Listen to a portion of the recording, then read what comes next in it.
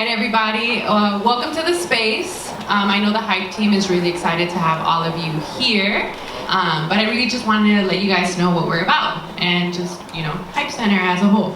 So our goal is to service young people, of course, ages 14 to 24. So on site we have resources, activities. Freedom Forward and Hype are basically together because Hype is the initiative of Freedom Forward.